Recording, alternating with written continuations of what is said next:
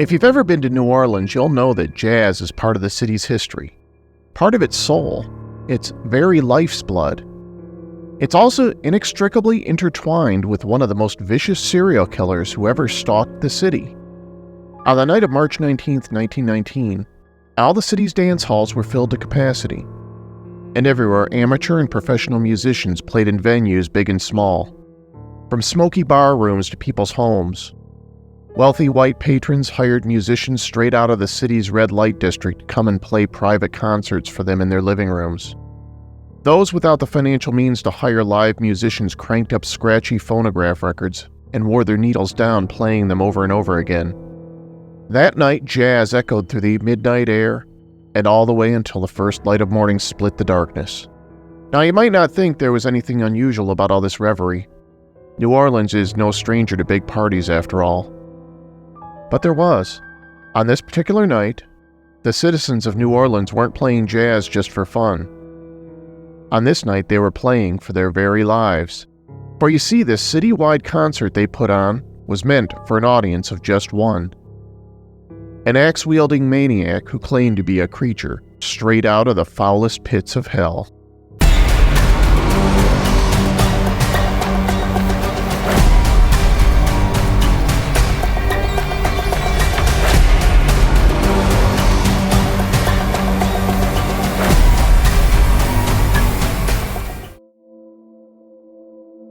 On May 22, 1918, a pair of brothers, Jake and Andrew Majio, were fast asleep in their room in an apartment they shared adjacent to the home of their other brother, Joseph, and his wife of 15 years, Catherine.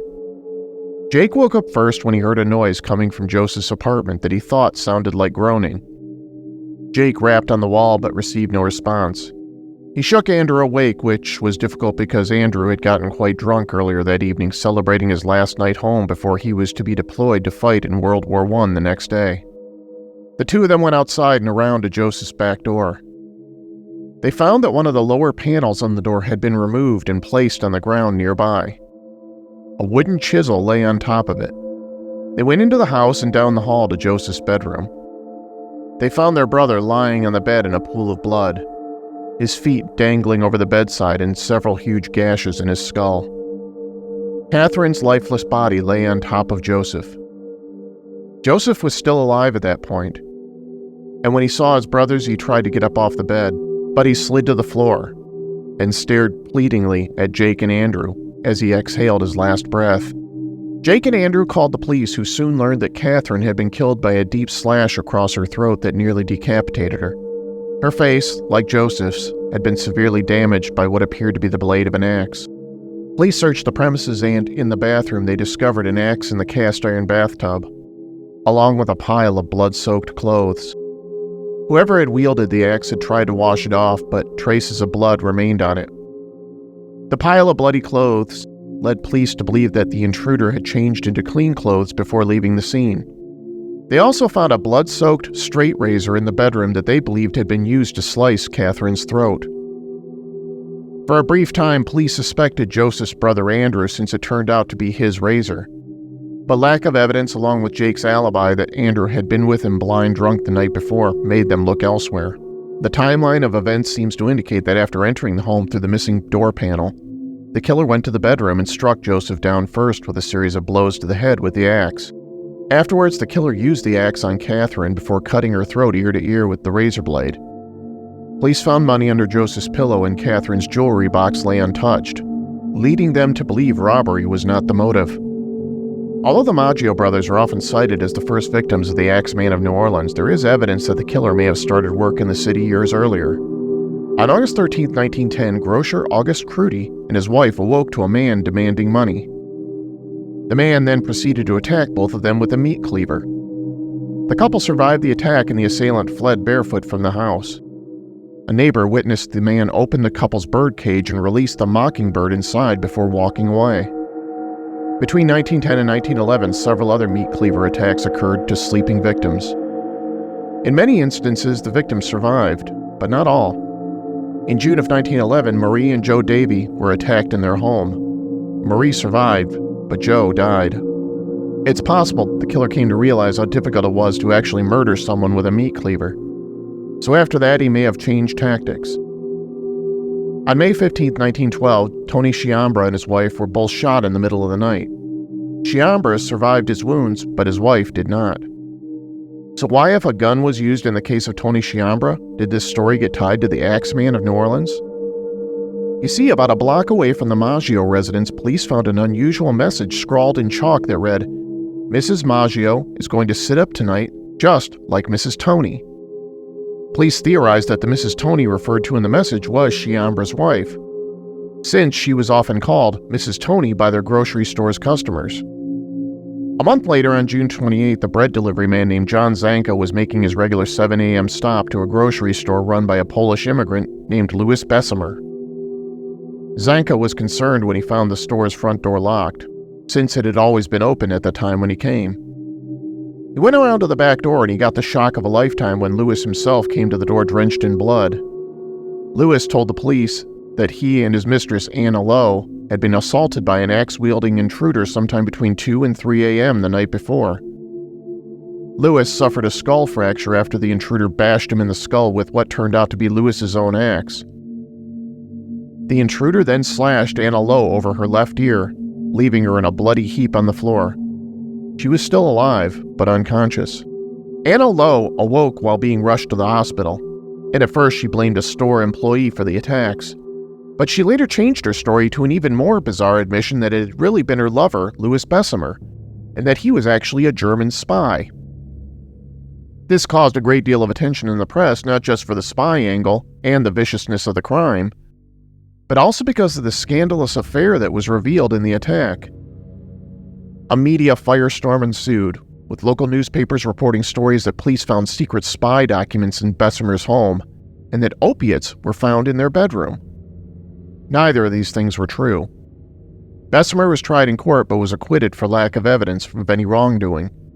Anna Lowe died on August 5th from complications involving plastic surgery in an attempt to repair the damage to her face caused by the intruder. Coincidentally, another attack occurred on the very same day Anna Lowe died. On that day, a man named Edward Schneider returned to his home on Elmira Street after a long day of work. It was unusually quiet in the house. He went into the bedroom and found his pregnant wife bloody and unconscious. Her scalp split open, and several of her teeth were knocked out. When she awoke 2 days later in the hospital, Mrs. Schneider claimed she had little memory of the attack other than she had been attacked by a dark figure with an axe who resembled some sort of phantom. Despite the trauma of the attack, Mrs. Schneider gave birth to a healthy baby daughter a week later.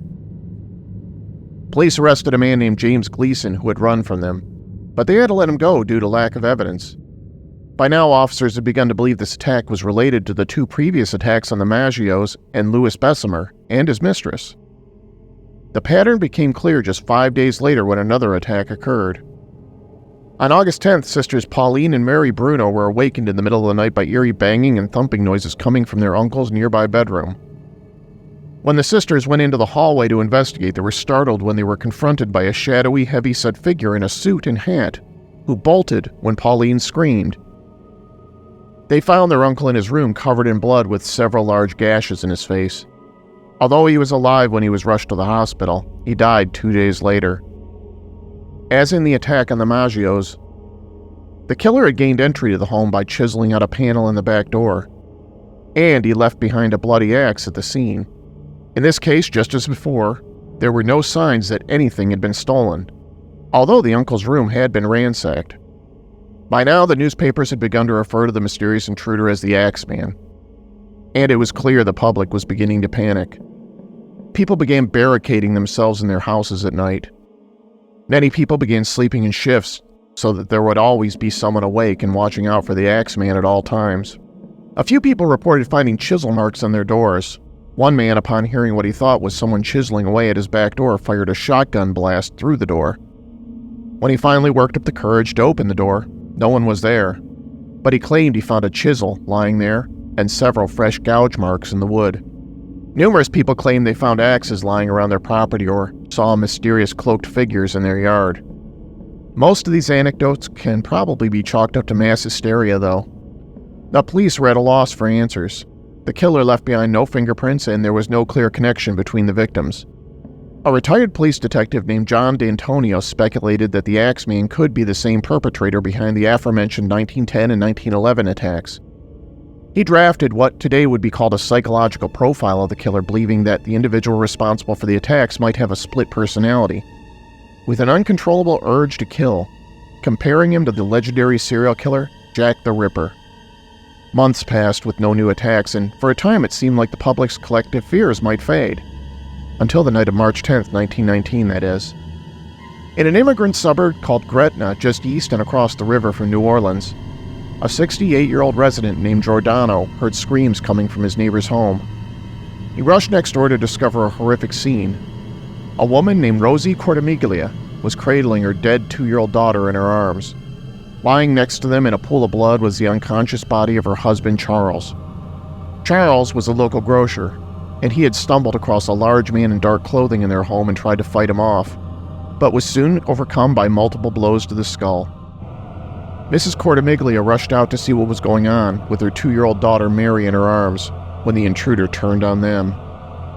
Despite the mother's pleas for mercy, the killer hacked the little girl to death, then bashed the mother mercilessly in the face, fracturing her skull. Police searched and soon found the trademark bloody axe as well as the chiseled-out back door. Once again, no money or other valuables were stolen.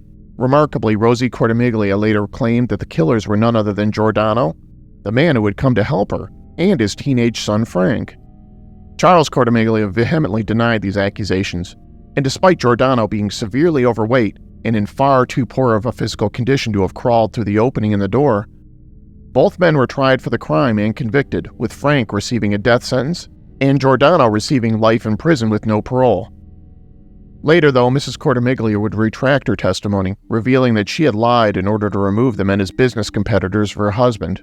They were released in 1920.